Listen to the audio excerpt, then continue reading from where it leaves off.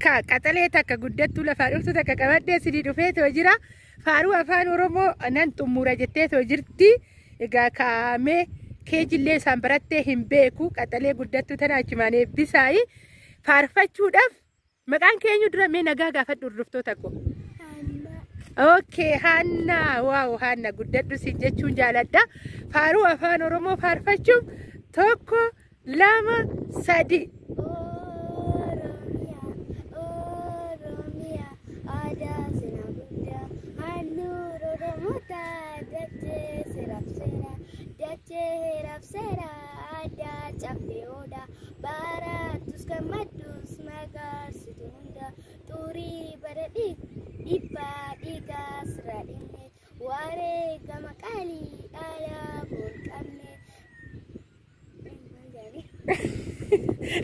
Itu mami kan Dewi ni tumuri unduma. Malang jenala beti. Ya ada tu me. Udi nadama umat tawajin ala laptop kumawa bitirnya gone kayu cuma erga telefone kanen wabda Oromia lalu sidaga gijratu. Wah, me hordoftoota kiyyaan kan biraa maal jettaan me maal itti dhaamta kan biraa qaxalee guddattu kan biraa maan qabdu me jaalala qabdu me obboleewwan kiyyaa jechuudha hiriyoota koo hundaafuyyuu me maal nagaa dhaamif me akkamitti jaalattame akkuma nuun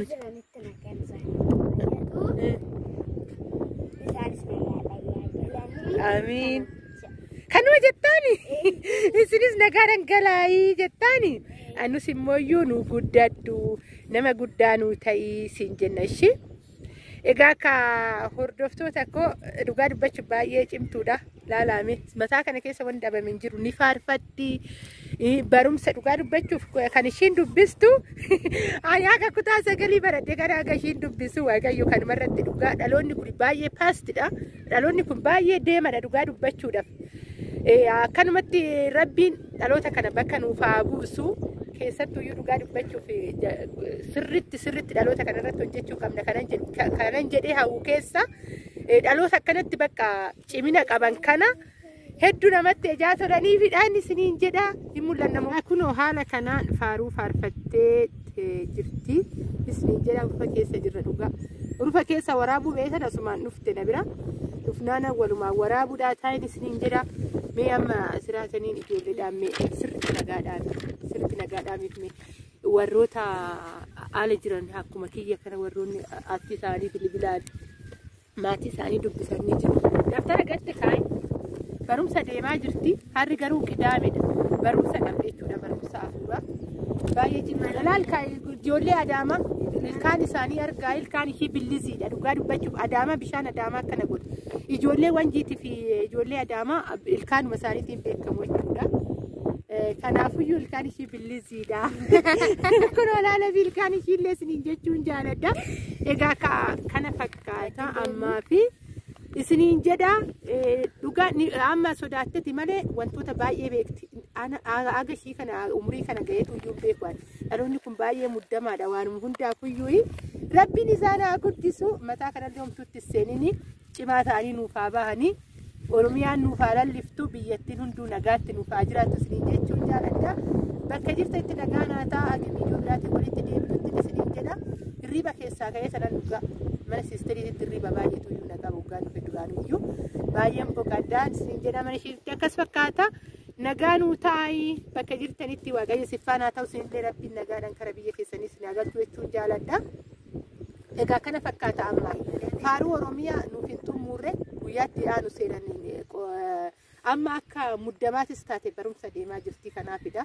Isiniin jechuun jaaladha warroon isinitti tolillee eebbisaa guddadhu jedhaanii qaxaleen tun nuuf haa guddattu isiniin jechuun jaaladha nagaa nuti. Egaa ka sagalee ishii addaan citeef dhiifama sin gaafanna hordoftoota kooyi. Dhugaa waa baay'ee dubbatte jechuudha sagaleen isaa hin jiru ani waggaa waraabu. Egaa kaas keessatti kan ishiin dubbatte keessaa wantoota baay'eedha. Gaafiiwwan adda addaa na gaafatte. Viidiyoo kanarraa waan hin kutin ejaan qabuuf ergaa viidiyoo cufee bilbilichi sagalee ishee sirriitti hin waraabne kanaafidha gaafii ishiin na gaafatte san keessaa amma kana illee isinii himuu hin danda'u garuu ishuman gaafa tokko isinii qabadhee too dhufa jechuudha. Gaafii waa'ee manaatiin wal qabateedha. Nama ajaa'iba garuu akkanatti gaafii umurii kanaan nama gaafachuun anis immoo waan jedhee too deebisu hin beeku. Gaafii baay'ee na gaafatte jechuudha. Kanaafiyyuu isaas hoggaan viidiyoo waraabu gaafii ishiin na gaafatte san walumaan deebisnee hoggaa viidiyoo waraabu edaa bilbilli ishii sagalee ishee baasnee sirriitti. Kolbaatillee kan na gaafatten isiniin jedhaa gaafa tokko qabadhee tan isin dhufa yoon asitti dafee too deebi'ee amma kara biyyaa hoggaan deemee hoggaan achii as deebi'ee jechuudha qabadhee tan isinii dhufa. Egaa gaaficha san walumaan deebisne jechuudha gaafii ishiin na gaafatte saniin isiniin jedhaa. Egaa ka hordoftoota chaayinaa laayyaantu asallaa warroonni viidiyoon kun isinitti tole akkuma dura isinitti dubbadhe faaruu ishii kanarratti jechuudha. Yaada hoggaa qabaattan keessaa kan ishiin hambiste keessattuu dhugaa dubbachuuf tanaan duraan gaaffiif deebii liivii gubbaarratti ijoolleen qabattee too dhufte waa'ee faaruu afaan Oromoo kana jechuudha. 2-3 jechuun dadhabeen nalleen taazabinaati dagadhee jira garuu kara chaayinaa kanaatti dhufuudhaaf akka of yaadanillee ta'ee jira kara tokkoon baay'ee fayyadamne faaruu san. Ijoollee muraasadha ijoolleen faaruu saffaarfattee too deebiste. Akkuma kiyya jechuudha. Ani waa sadi moo maal bichaan jedhe isaayyuu irra darbeen kan biraa fide. Kanaafuyyuu walumaa galatti amma gaafii ishii gaafa biraatin ishumta afaanuma ishii keessaa kan bahu walumaan dhaggeeffannee walumaan deebisna. Isin immoo iyyuu mee faaruu kana sirrii faarfatte. Faaruu kana sirrii faarfatte warroonni faaruu kana haga dhumaa dhaggeeffattan. Faaruun ishiin faarfatte kun sirriidha. Bakka kanatti keessaa hambiste kan jedhu koomentii jalatti naa barreessaa warri dhaggeeffatan isiniin jechuun jaaladha. An dhugaa dubbachuuf sirreessi jechuudha fi an hin beekeen xumuru faaruu afaan Oromoo. Indoon balaa amma dubbiin faaruu yookaan alaabaa afaan Oromoo yookaan alaabaa Oromootiif jecha Finfinnee gubbaarratti mormii ka'een ijoolleen TikTokii gubbaatti faaruu afaan Oromoo gallakkisaa jiran. Isa sanan dhaggeeffadhee iyyuu malee ani dhugaa dubbachuuf 2-3 tartiiba hin beeketoo hin jedhu jechuudha faaruu afaan Oromoo. Hagam akka osuma keenya ta'ee jiru faaruudhaa xumuruu dadhabne ofii kiyyaafuyyuu fallaale jechuudha. Kanaafuyyuu isheen tun mee amma mana barumsaatti afaanuma Oromootti ni faarfatan guyyaa guutuu mana barumsaa hin beektu guyyaatti yeroo 2 faarfama. Kana keessa kan ishiin hanqiste jira. Kan jedhu anuyyuu gaafin isin gaafadhe jechuudha. Ejaan hin beekne fi TikTokii gubbaarratti an dhagaye malee adda baafadhee too hin beeku. Kanaafuyyuu mee sirrii faarfatte moo sirrii hin faarfanne isin yaada keessan koomentii jalatti naa barreessuu hin dagatinaan isiniin jedha. Egaa viidiyoowwan danuun qaba. Ijoollee barattootaatti illee qabadhee tan dhufaa warroota beekamtii adda addaatti illee qaban qabadhee tanan dhufaa. Kanaafuyyuu isin viidiyoo kana laayikii godhaa namoota biraa akka ga'u godhaa akkasuma immoo osinitti mijate sheerii godhuu hin dagatinaa isiniin jedha. Warroonni immoo qeeqa qabdan illee hoggaa jiraattan yaada tokko malee sodaa tokko malee saanduqa koomentii jalatti naa barreessuu hin dagatinaan isiniin jedha. Egaa ka viidiyoowwan hagan danda'een ni ta'a kun kanan jedhu ofii kiyyaa kanuman itti gammade hordoftoonni kootillee ni gammachiisa kan jedhu qabadhee tan dhufan isiniin jedha. Bakka jirtanitti nagaa naa ta'aa. Hanga viidiyoo biraatti walitti deebinutti nageenyi keessan isiniif haa baay'atu isiniin jechuun jaaladha. Baay'een isin jaaladha. Baay'een isin kabajaa hordoftoota koo turtii haga ammaa afaan gootaniif hedduu tokko galatoomai.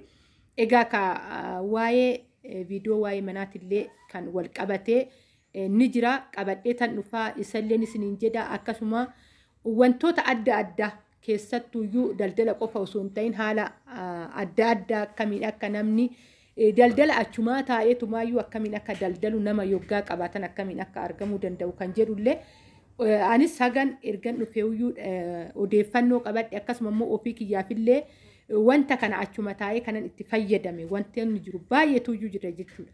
Kanaafuyyuu wanta na ofii kiyyaa itti fayyadame kan isinillee hordoftoonni koo itti fayyadamuu qabdan keessattuu hordoftoonni koo shamarran biyya Arabaatidha. Nuti immoo oduma wal fayyannee gaariidha kan jedhurraa kan ka'e wantoota adda addaa viidiyoowwan hojjedhe ni jiru. Kanan ganaa hojjechuu yaadillee ni jiru jechuudha. Qabadhee tan dhufa.